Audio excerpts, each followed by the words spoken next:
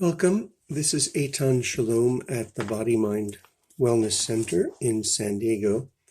I had a question somebody wrote in about whether it's better to treat obsessive compulsive disorder, OCD, with Chinese medicine, Ayurveda, or Western medicine. And the answer is more complicated than that, more complex, because OCD is a very complicated disorder involving a perfect storm of genetics. Genetics in Western medicine, biomedicine, is what we call Dosha in Ayurveda, and what we call prenatal qi in Chinese medicine. So while it's true that biomedicine has an extremely accurate discussion of genetics in terms of, mapping the helix and the DNA and all that, all of which is fabulous for many reasons. That doesn't mean that all of a sudden it's only after Watson and Crick that people started to think about our inheritance from our parents in terms of the kind of person we're born into the world as. Okay, so when you study psychology, they are always talking about nature versus nurture. Well, nurture meaning how your problems and personality are formed by your experiences starting actually in the womb, versus the personality you're born with. And anyone can see that people are born into the world with different kinds of personality types, different kinds of body types. You just even look at children from the same parents. And then it's also true that no two human beings have identical experience. So when I used to study psychology as an undergraduate, I found it very frustrating that people were arguing endlessly about nature versus nurture. Why does it always have to be one or the other? It seemed to me, even then as a young man, that it's pretty obvious that both nature and nurture are factors in the development of a human being. I only have to think of my own family to see that there's two kids that are far more like my father, two kids that are far more like my mother. And then there are ways in which we overlap. And then there's also obvious ways in which the personalities of these kids were formed by one being the favorite, one being not the favorite, et cetera, et cetera. Even the way that my mother, because this is the olden days, right, before feminism in the main, the way that my mother treated the girls wasn't the same way she treated the boys. And she treated us boys better.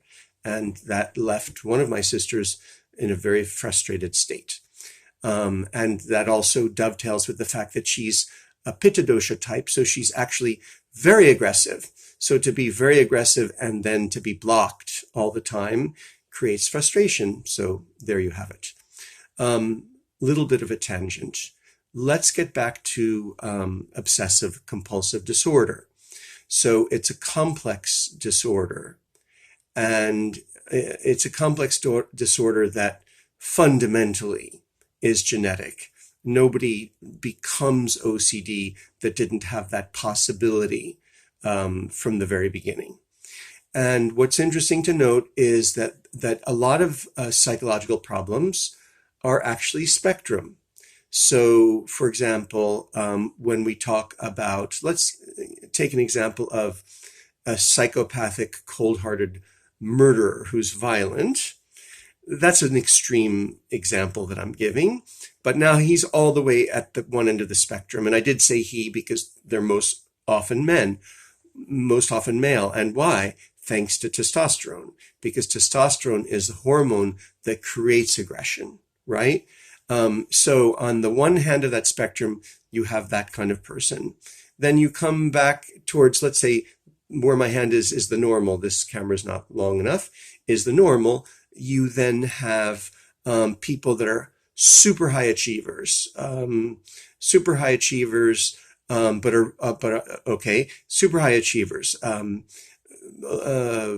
leaders of the world. You know, you have Hitler, you have Stalin, you have Mao, and then you have ones that were less murderous. You know, Franklin Roosevelt, Churchill. You know, we can argue all these points, but nobody gets to be Gandhi or Stalin without an enormous amount of drive, and that drive to do that is in Ayurveda called Pitta dosha, and it's tied to aggression. And aggression doesn't have to necessarily be violent. It can be drive, it can be control, you know, the opposite of, okay, so that's there. And then you have all of your garden variety people that are miniature high achievers, PhDs, attorneys at law, people that go to all the trouble of working really hard to become lawyers, working super hard to pass the law exam, right? CEOs of companies. All of that takes, again, Pitta dosha takes drive, and that drive is associated with intensity, key point, intensity. And then you have someone like me who's a teacher. I run a small business, but I don't have half the drive that's, let's say, my brother has. He doesn't need much sleep. And to be honest, he's much more aggressive than I am. And he's a bit of a bully. Let's just, you know, I'm sorry for, I have to give real life cases to give a flavor of it, because I learned as a 23-year-old in India, when I sat around observing all the time, that every knife cuts two ways. So the quality that and this is the issue of dosha in Ayurveda. I seem to be talking a lot about dosha. The issue of dosha in Ayurveda is when you study your dosha in Ayurveda, you learn that the way I put it is, whatever's your skill will make you ill. So every strong trait you have cuts two ways. The Pitta dosha gives you a strong digestion, but when it's elevated, you get burning sensations. The Vata dosha doesn't get the burning. They have weak digestion. They have cold digestion. On the personality level, the Pitta dosha gives you drive and leadership. But nobody becomes a murderous dictator who's a slacker. There's no such thing as a murderous dictator that was a Kapha Vata. Doesn't exist, because it's the Pitta dosha that gives you that quality of intelligence, penetrating intellect that can also become fanaticism, whether it's political fanaticism or religious fanaticism. So the leaders of Daesh, of ISIS, the leaders of every fanatical religious cult, the leaders of every fanatical political system are always Pitta elevated. They don't get that way unless they're Pitta elevated.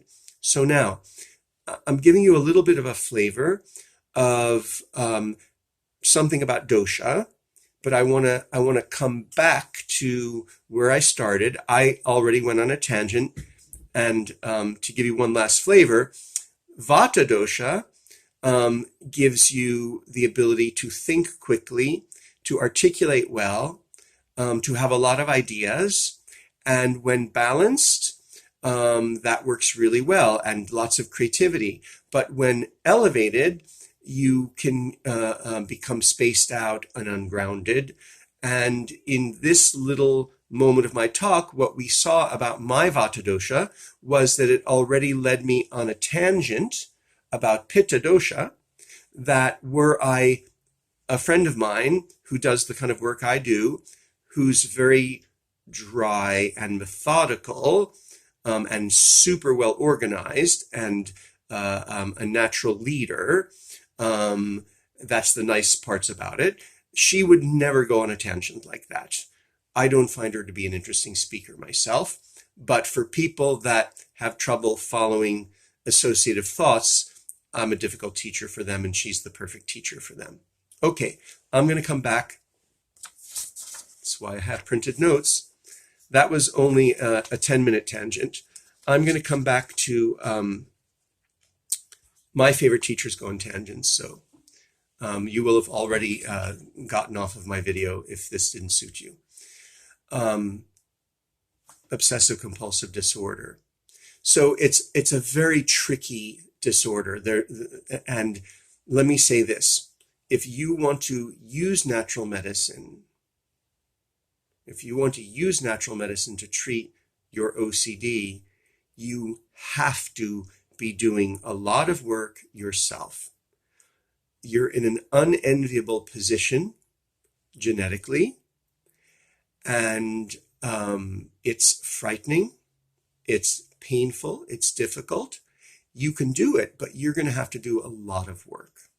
And the starting point, the number one thing that you're going to have to do is some kind of mindfulness-based cognitive behavioral therapy to develop the skill set to deal with the hand that nature's given you, to develop the skill set to deal with OCD.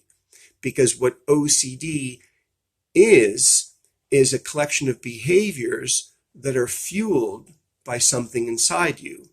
You have to have a cognitive, intellectual, mental way of curtailing the behaviors and of dealing with what you feel in terms of because it's what you feel that's driving the behaviors. Everybody with OCD has high levels of anxiety. It's the anxiety that pushes the OCD. Just think of the behaviors, going back and checking that you've locked the door 100 times. Well, you're not afraid that you didn't lock the door. I'm sorry, you're not afraid that you did lock the door. You're afraid that you didn't, right? So anxiety is human. We all have anxiety. It's the flight aspect of the fight or flight response. So but somebody with OCD has it in pathological levels and for whatever reason have pathological coping mechanisms. So when you start to see the OCD as both a personality type and a coping mechanism to deal with anxiety,